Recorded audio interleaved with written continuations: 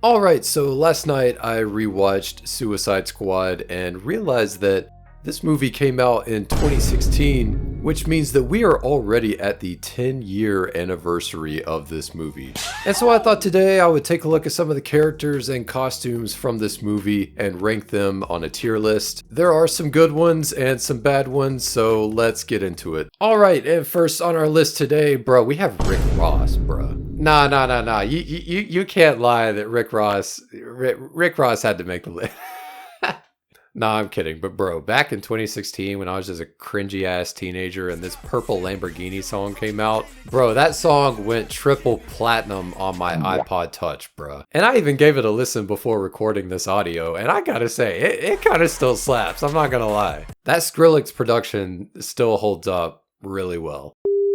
So starting off our list here, we have our team leader, Rick Flag. Now, unfortunately, Rick Flag just kind of looks like your typical special ops G.I. Joe dude. I don't think they really kind of hit their stride on the character design for Rick Flag until James Gunn's Suicide Squad. That kind of gave us a more comic accurate look to Rick Flag. So because this look for Rick Flag is kind of just generic and not really a whole lot going on, I'm gonna put that in the C column. Next up we have Will Smith as Deadshot. Now I actually really enjoy Will Smith's interpretation of Deadshot. I do think he makes a good Floyd Lawton. He has a lot of cool moments in this movie. I would say he's definitely one of the highlights. Now, just taking a look at his costume, pretty good for a live action interpretation of Deadshot. I think his mask looks cool. I also like his little eyepiece. That's of course accurate to the comics. I like the inclusion of the red in the costume. I also think his wrist weapons are pretty cool. There is this certain element of this militaristic kind of tactical look to it. Now, I guess some would argue that it does maybe look kind of busy. There are some parts of it that, you know, look kind of bulky and kind of clunky, but I get that that was just kind of their idea of, you know, trying to bring this costume into the real world. And so all that being said, I think I will put Deadshot in the A column. Next up at number 3, we have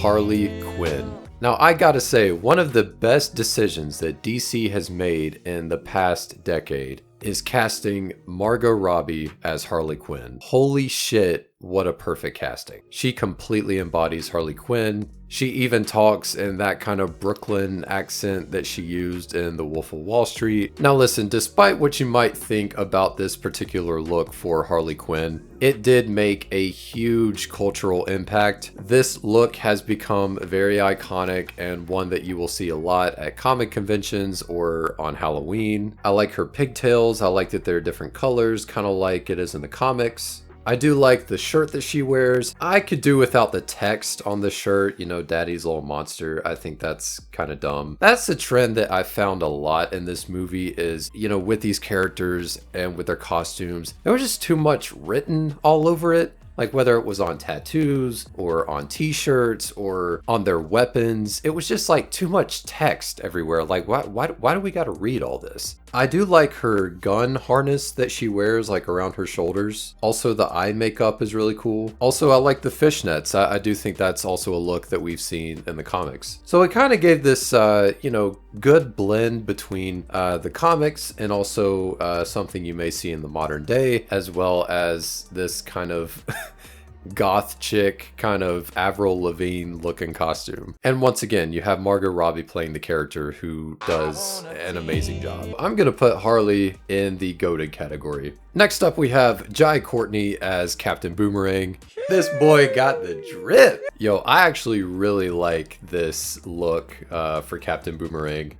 So he wears a beanie like we see him wear in the comics. He also wears a trench coat like we see him wear in the comics. And I will say there is one scene in particular where he's not wearing the trench coat and you just see his blue jacket underneath. And it's kind of this sleek, sporty looking kind of Letterman jacket, and it looks really dope. And he's also wearing the chains too. I mean, bro, this dude is pimped out. I think overall this is just a really great interpretation of Captain Boomerang. I think Jai Courtney does an amazing job with his character. So I'm gonna put Captain Boomerang in the goated category. Next up at number 5, oh, here we go. We have Jared Leto as Joker. Oh, this is so bad. You know, rewatching this movie, I was gonna give him the benefit of the doubt and be like, maybe it wasn't so bad the first time. Maybe we all just kind of hopped on a bandwagon, and you know, maybe it's not as bad as we all think it was. But no, this is a horrible take on the Joker. I absolutely hate this look for the Joker. I mean, I know people have talked this to death, but obviously the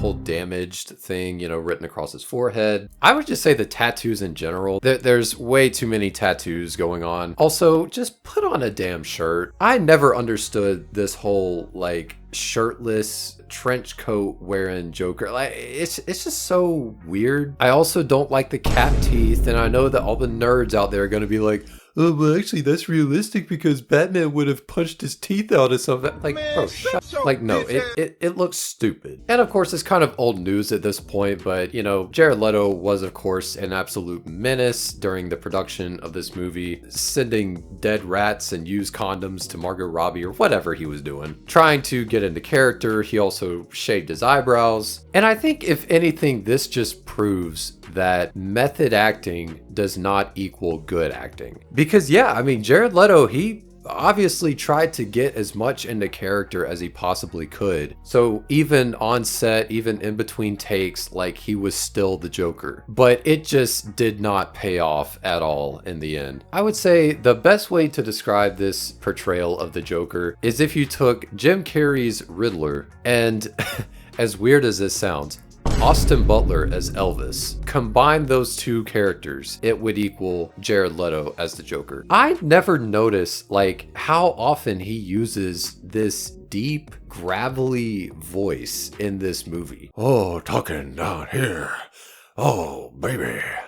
Oh, she's the fire in my loins, the itch in my crotch. Bro, who wrote this and why did they think it was a good idea? That whole sequence with him and Common, that whole scene is just so weird. It looks bad. It's not a good performance. He's just this weird, horny creep weirdo, and it's just we all know where this is going. This is going in the ass category, no questions asked. Next up we have Katana. This Katana design is just so freaking dope. I think they nailed this look for Katana. I think it's pretty accurate to what you would see in the comics. I like that they gave her a mask. I like how her hair kind of falls down over her mask, like especially when it gets wet. I really like her jacket. It has a cool design to it. I also like her white top. It's not too busy, like there's not a lot going on, which would make sense because she has to be very agile. So yeah, I mean, this is a really dope interpretation of Katana. So I'm gonna put this in the goated category. Next up at number 7, we have Killer Croc.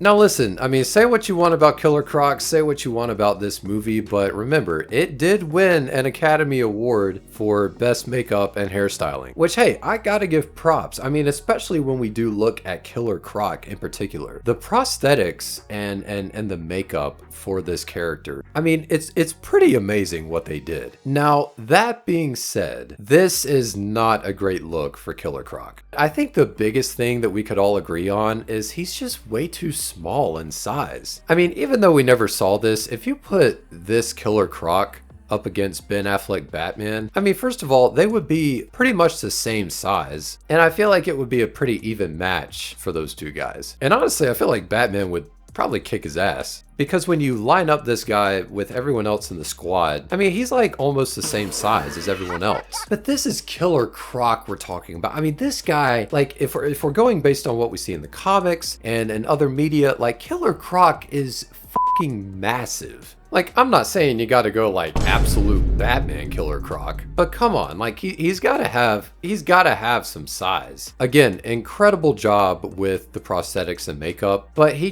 doesn't really present anything very intimidating. So I'm gonna be generous. I'll put him right in the middle, in the mid category. And finally, our last character for the day. Even though he's not really in this movie a whole lot, I thought I might as well throw him in there, and that's Batman himself. I've said this before on the channel, I think this is an incredibly underrated interpretation of Batman. I think Ben Affleck did an amazing job with the character, and I would have loved to have seen a possible solo film. It's just a great Batsuit. I mean, there's not a lot going on, like it's not overly complicated, there's not lines going everywhere, but it still looks tactical and it still looks practical and realistic. I think the cowl looks great. I think the cape looks great, especially in action. I guess my one gripe would be I've never really been crazy about the large bat symbol. I mean, I think it works for this particular interpretation of Batman because this is based on The Dark Knight Returns. And I do think if you put like a different bat symbol on this costume, I don't think it would look right. And I think it just further exemplifies the bulkiness and mass to this particular interpretation of Batman. Ben Affleck's Batman is goated. I wish we got to see more. I love Robert Pattinson as Batman, but I feel like we missed out on a lot of potential for Ben Affleck. All right, and that is our tier list for Suicide Squad 2016. Let me know what you guys think of these characters and costumes in the comments below. Thank you guys for watching. Please be sure to give the video a like and subscribe. Hope to see you guys on the next one. And as always, catch you later.